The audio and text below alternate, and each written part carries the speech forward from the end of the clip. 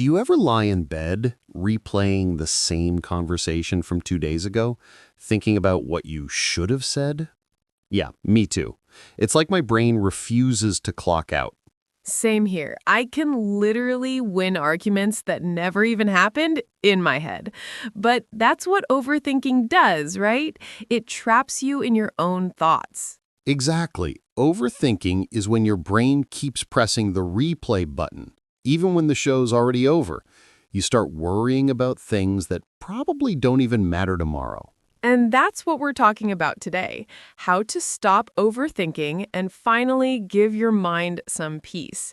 So if your brain also refuses to shut up, stay with us till the end. Oh, and if you're new here, welcome to the Easy English Show, where we learn English through real conversations that actually make sense. Make sure to like this video and subscribe if you want to keep improving your English while learning about real-life topics like this one. Every click helps us reach more learners like you. All right, let's get into it.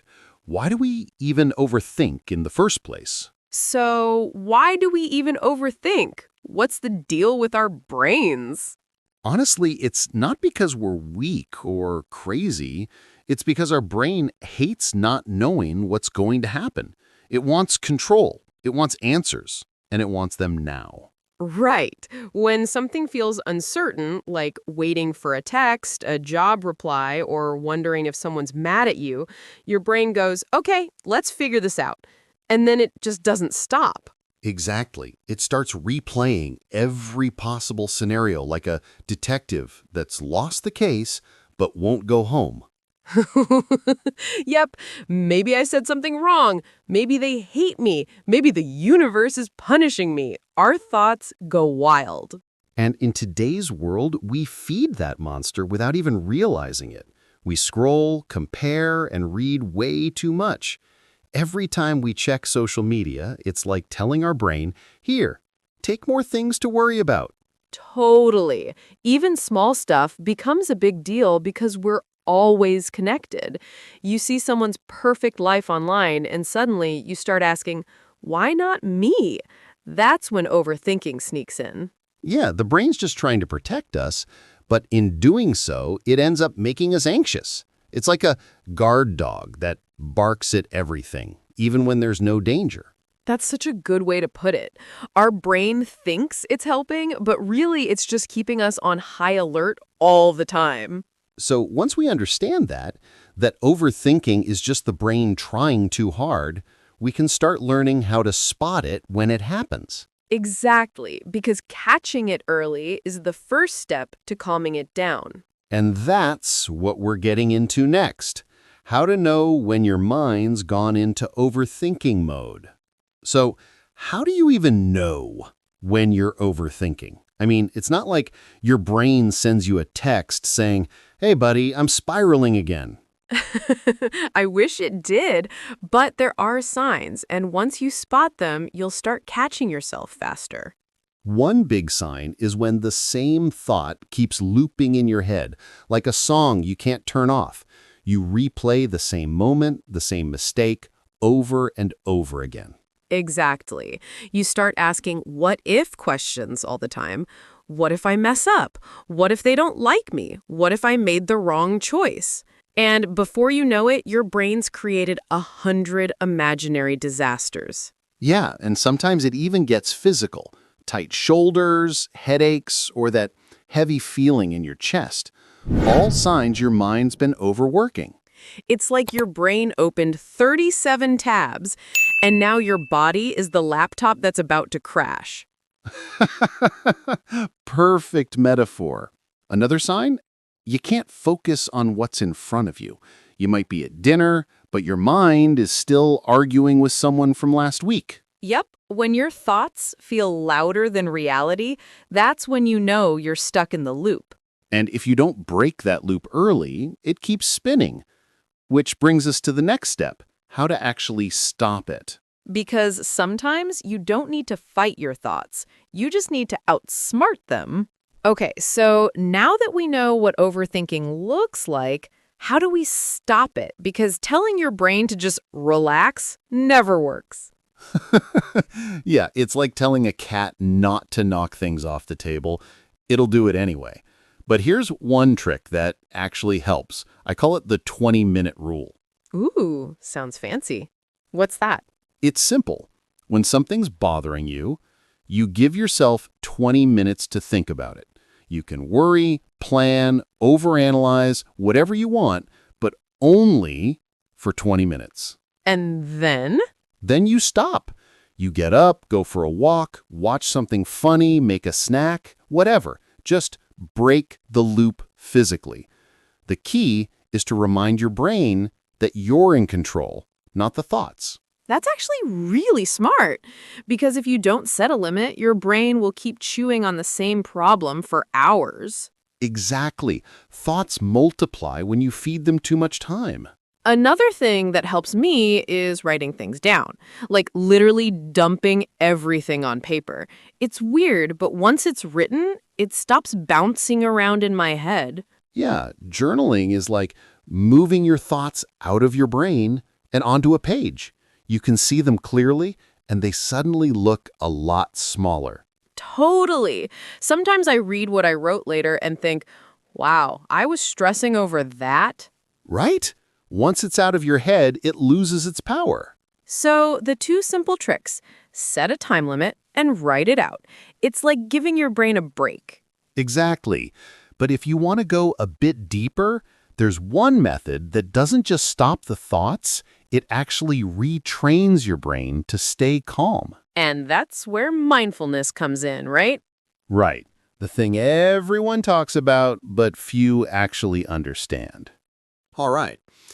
Let's talk about mindfulness. Sounds deep, right? But honestly, it just means paying attention to what's happening right now. Not 5 hours ago, not next week, now. Exactly. It's like pressing pause on your brain's chaos and noticing small things. Your breathing, the sound around you, or even how your coffee smells. Yeah. Most people think mindfulness means sitting cross-legged in silence for hours. Nope. You can do it while walking, washing dishes, or even scrolling. Just be aware of what you're doing instead of drifting into the usual overthinking fog. For me, I like focusing on my breath. In, out, just for a minute or two. Whenever I do that, I realize how much time I spend lost in my own thoughts. Same. And the cool part, the moment you notice you're overthinking, that's mindfulness already working.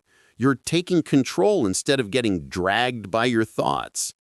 It's like stepping outside your brain for a second and saying, hey, calm down. It's not that serious. Exactly. You stop judging the thought, you just see it and let it pass. It's like watching cars drive by instead of jumping in every one of them. That's a good image, because most of us treat every thought like it's urgent, and mindfulness teaches you to just let it go. And here's the fun part. Once you practice this regularly, your brain starts to chill by itself. The more present you stay, the less space you give to useless thoughts. So you don't need to fight overthinking, you just learn to ignore it long enough for it to fade. Exactly. But mindfulness isn't the only trick that works. There's something else that really helps, and that's learning to change how we see our problems. Yeah, because sometimes the problem isn't the situation, it's how we think about it. You know what really helps me when I start overthinking? Asking one simple question. Will this even matter in a year? That's such a good one, because honestly, most of the stuff that keeps us up at night doesn't even matter next week. Right. We treat small problems like they're world-ending disasters. Like you send a text and they don't reply for 2 hours. Suddenly, your brain's like, they hate me, I ruined everything. Yep, and then 2 hours later they text back, hey, sorry, was driving, and you realize your brain just created a whole drama for nothing. It's wild how much pain comes from things that never even happened. Totally. That's why zooming out helps. When something stresses you, try imagining your future self a year from now. Would they still care? Probably not. That thought alone helps me relax. It's like, this isn't the end of the world. It's just my brain exaggerating again. Exactly. And here's another mindset shift. Not every problem needs to be solved right now. Sometimes the best move is to just let time do its thing. Yes, I used to feel guilty for not having everything figured out immediately, but now I think some answers only show up once you stop chasing them. That's such a great point. Because peace doesn't come from controlling everything. It comes from learning to let go. And when you practice that, overthinking slowly loses its power. You start to trust that things will work out, even if you don't have all the details yet. Exactly. Because the truth is, your brain doesn't need to have every answer. It just needs to know you're okay no matter what happens. That's powerful.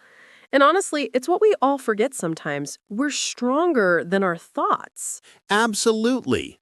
And when you remember that, you start living more and thinking less. which is exactly how it should be. So, next time you catch yourself spiraling, ask that one question.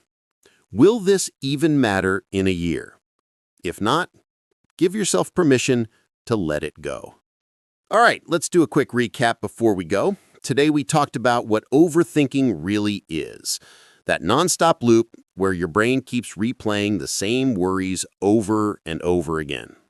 We also looked at why it happens, because our brains hate uncertainty and try to protect us even when there's no real danger. Right. Then we talked about how to spot it, like when your thoughts won't stop, you can't focus, or your body feels tense for no reason. And of course, we shared a few ways to stop the loop. Set a 20-minute time limit, write your thoughts down, and use mindfulness to focus on what's real, not what's imagined.